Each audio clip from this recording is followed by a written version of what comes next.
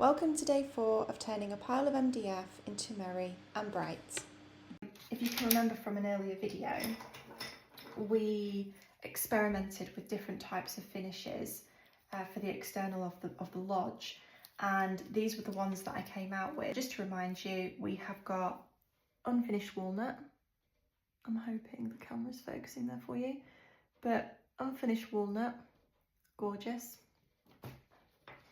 Then we have got dry brushed with the dark paint that I've used on the outside of the house.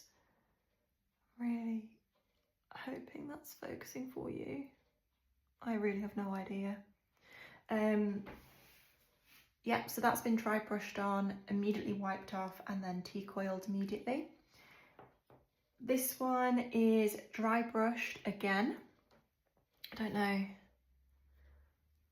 Again, if you're really able to see that. So that's been dry brushed on and then left to dry and then tea coiled. And finally, my absolute favourite, just tea coiled. I could easily do the entire house in this, but I just feel like it would come out looking very flat. As gorgeous as it is, I do think we need some type of colour variation. I have got my handy little wood cutting tool, whatever you want to call this. This does cut, oh, she says, really easily. It also sends it firing across the room. That piece has gone over there somewhere. Yeah, it cuts quite easily, she says. Let me try this again. There we go. See?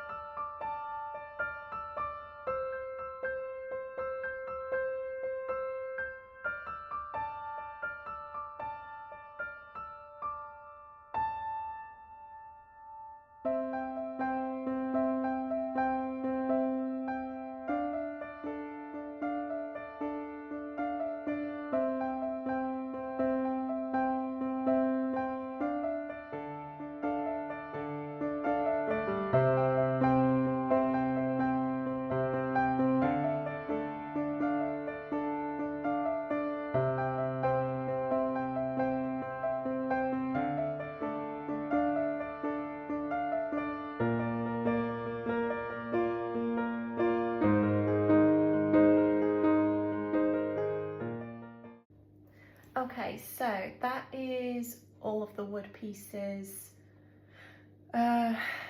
prepared, if you like.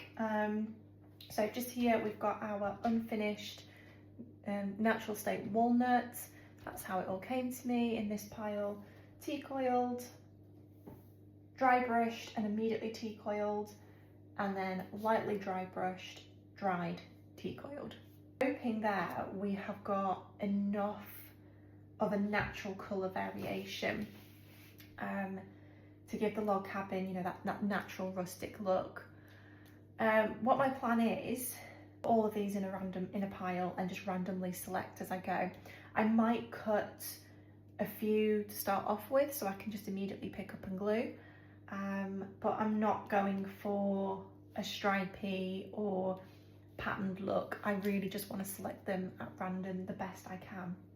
I still want it to look aesthetically pleasing, so if I end up with too many in one colour, then I might purposefully switch out, but I really am just going to go for random and hope for the best.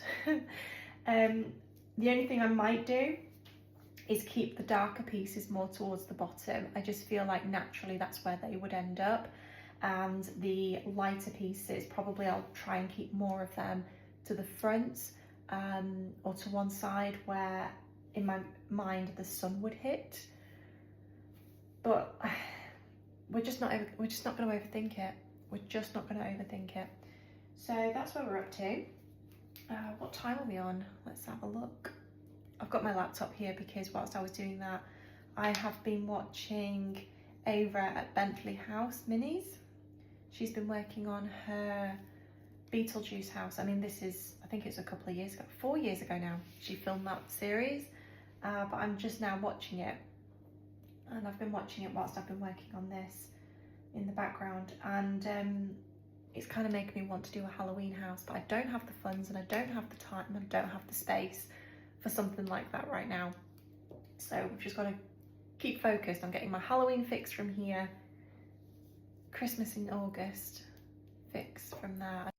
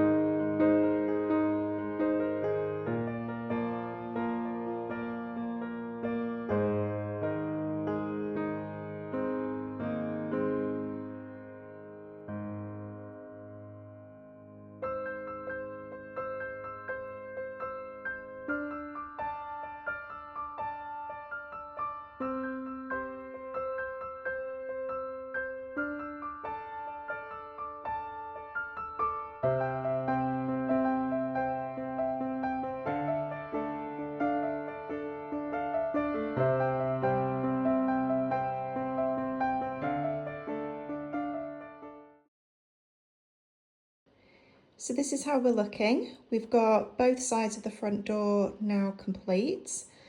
I'm really happy with how it's looking so far.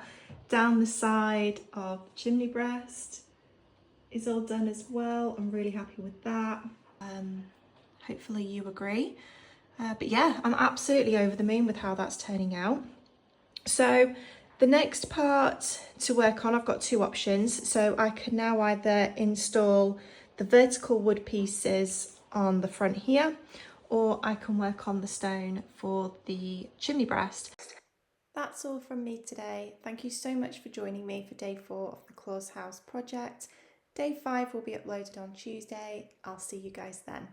Bye.